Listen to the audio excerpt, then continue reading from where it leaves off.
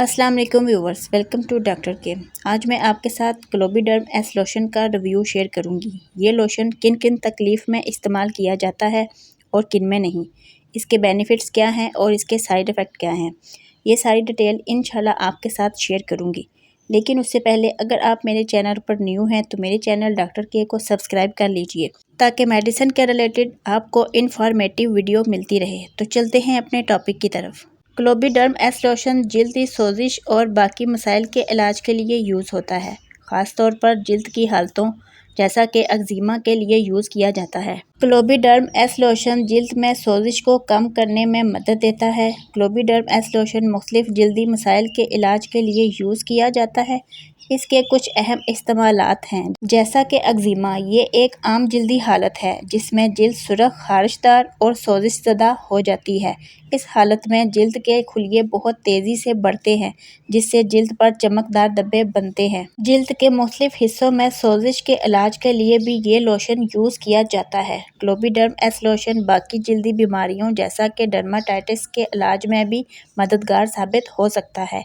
अब बात करते हैं इसके साइड इफ़ेक्ट की। क्लोबीडर्म एस लोशन इस्तेमाल करने के दौरान बास पेशेंट को कुछ साइड इफ़ेक्ट का सामना हो सकता है। ये असरात मामूली से लेकर शदीद तक हो सकते हैं और इनकी शिद्दत मुख्तलिफ अफराद में मुख्तलिफ हो सकती है। बाज़ अफराद को क्लोबीडर्म एस लोशन लगाने के बाद जल्द पर खारिश हो सकती है। लोशन इस्तेमाल करने के बाद मुतासरा जगह पर सुर्खी आ सकती है। क्लोबीडर्म एस लोशन के तवील इस्तेमाल से जल्द पतली हो सकती है, ख़ास तौर पर चेहरे की। कुछ लोगों में जल्द पर लोशन लगाने के बाद बालों का ज़्यादा गिरना भी हो सकता है।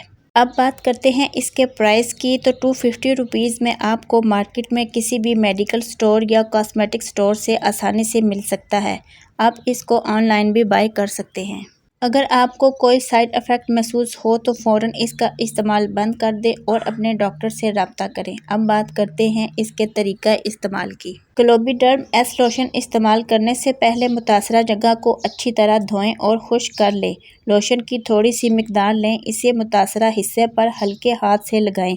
कोशिश करें कि जल्द को ज़्यादा ना रगड़ें। दिन में इसे 2 बार इस्तेमाल करें या डॉक्टर की हदायत पर अमल करें। लोशन इस्तेमाल करने के बाद हाथों को अच्छी तरह धोएं, ख़ास तौर पर अगर ये लोशन चेहरे पर लगा हो। लोशन लगाने का तरीका इस्तेमाल फिर से नोट कर लें। अगर आपके सर में बहुत ज़्यादा खारिश हो, आप इसको डेली भी यूज़ कर सकते हैं। बस आपने सबसे पहले अपने बालों को किसी नॉर्मल शैम्पू से वॉश करना है।